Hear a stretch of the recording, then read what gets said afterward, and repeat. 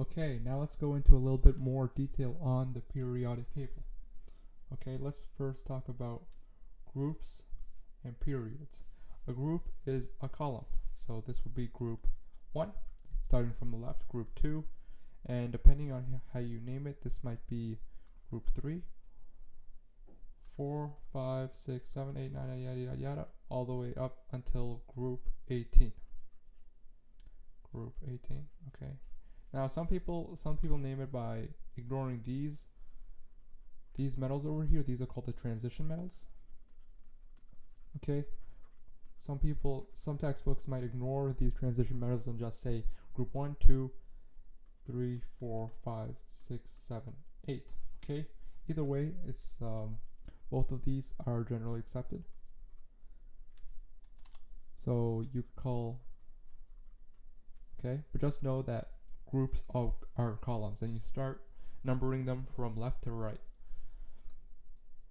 What's important to note is that elements in a group have similar chemical properties. So for example,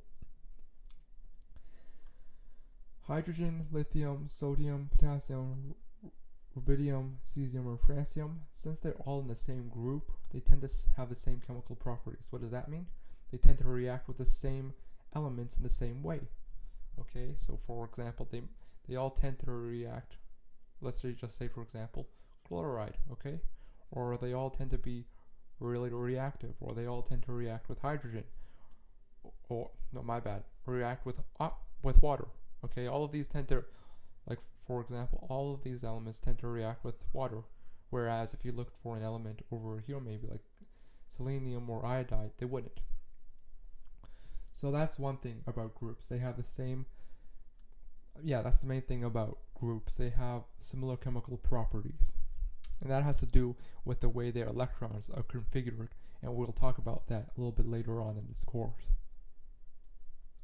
Another thing you should know is what periods are.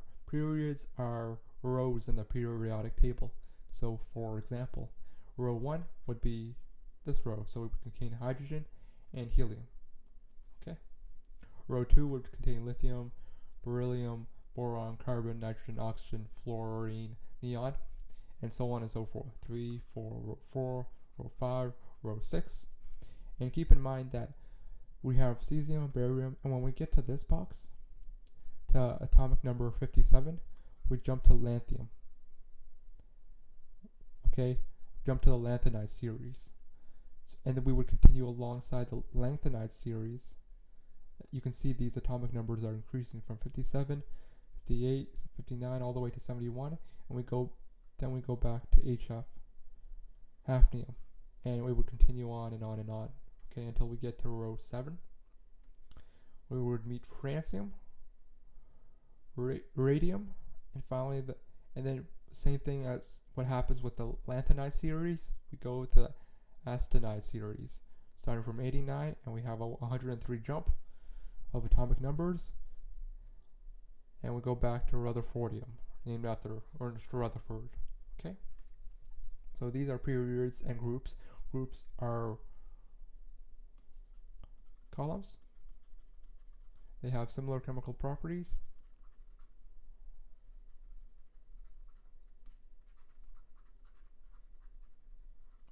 And these are periods, so these are rows.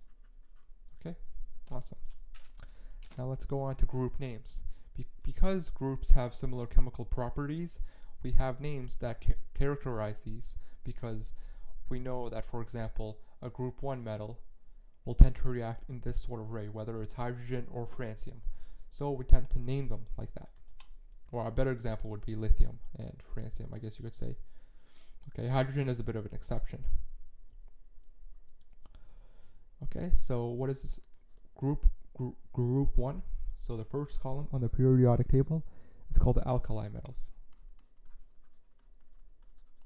They tend to be very reactive. Okay, they're very reactive metals that readily form ions. Okay, and remember, an ion is just a charged atom.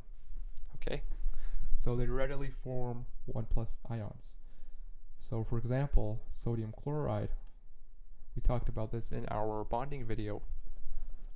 Sodium ended up getting a +1, a positive charge, and chloride getting a negative charge. This is a +1 charge and a -1 charge. And we can see sodium is part of the alkali metals, the first group of the periodic table. Cesium would be the same thing, and so would be potassium and lithium, etc., etc. If you had lithium chloride, chloride would be -1 and lithium would be +1. Potassium would be +1, chloride would be -1. Okay? So these are called the alkali metals. Moving next on, we have the alkaline. So not alkali, alkaline earth metals. And these metals tend to be a little bit less reactive, but they form 2+ charges.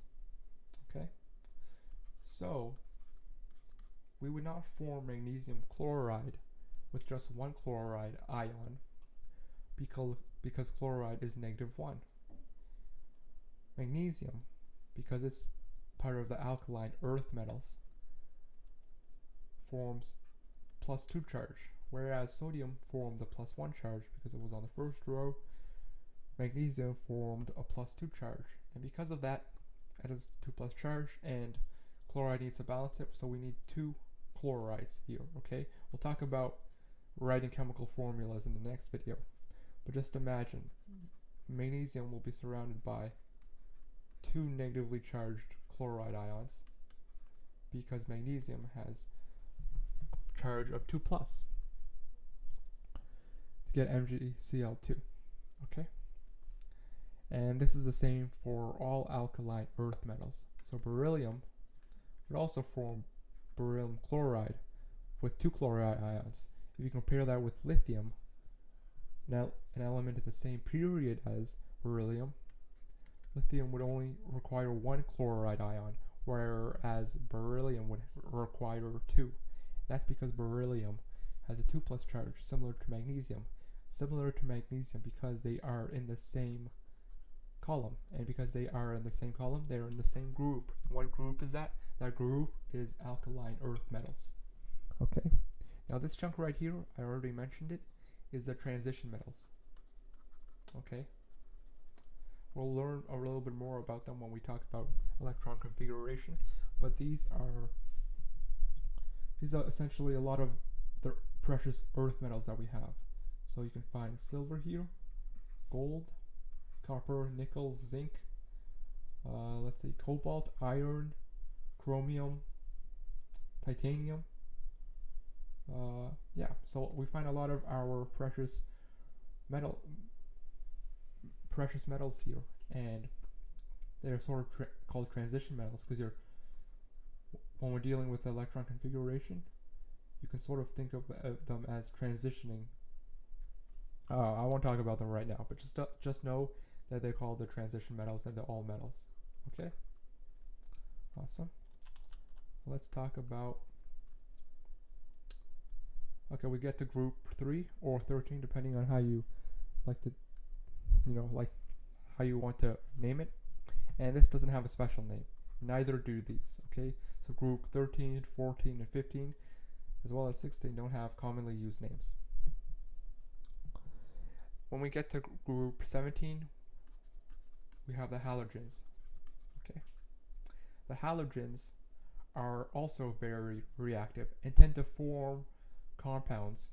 Remember, compounds are 2 different elements bonded together, tend to form compounds with the alkali earth metals. So in our first example, we had sodium chloride. Chloride was a halogen, and sodium was an alkali. Okay, you can also form something like Br potassium bromide. That's also a compound that exists because bromide is a halogen and potassium is an alkali earth metal. Okay, also forgot to mention that alkali earth metals, alkali metals and alkaline earth metals both tend to be metals, as in the name, whereas halogens tend to be gases. So for example, chlorine gas, poisonous, it will kill you, but it's a gas. Fluorine gas, bromide gas, iodine gas, etc., etc. Okay. So these are gases, and using our NaCl example, we saw that chloride formed a -1 charge, and that's what halogens tend to do. They tend to form an ion being a charged atom of -1. Okay, these are called halogens, and they are gases. Next we have the noble gases. Okay, noble gases. In the name you can tell they're gases. The noble gases are in group 18 or 8, depending on how you like to my bad. Yeah, depending on how you like to name them. But the noble gases are really unreactive. So whereas the alkali earth metals were very reactive, they are equally as reactive as the halogens. So you can think of them as number 1 when it comes to reactivity. The alkaline earth metals are second reactive, and on top of that, group 16 is also, you can think of them as the second most reactive elements in the periodic table. The third goes to group 14, and you can sort of think of it as the fourth going to group 13. Okay, these transition metals, their reactivity changes, so we don't usually include them. Okay, but you can see as you get further and further away from the noble gases, you become less reactive. Okay, now the noble gases are, and this you can sort of think of this as going the other way, right? Right, beryllium. If you think of the noble gases here, noble gases. Okay, as you go away from the noble gases, you become less reactive. But the noble gases in of themselves are very unreactive, so they don't like to react with many things. And once again, that has to do with the electron configuration, and that will be discussed later on in this video. But just make sure you understand the noble gases are reactive. Okay, halogens, very reactive, and tend to form -1 ions. So they tend to be negatively charged, and they're gases. Okay, the alkaline earth metals. Okay, they are reactive, but not as reactive as either the halogens or the alkali metals. Okay, so the alkaline earth metals, they're reactive, and they tend to, but not as reactive as the alkali metals, and they tend to form 2+ charges. And finally, the alkali metals. They are very reactive, as reactive as the halogens, equally as reactive, you can sort of think of it. They tend to form +1 charges. Okay? And those are the group names of the periodic table.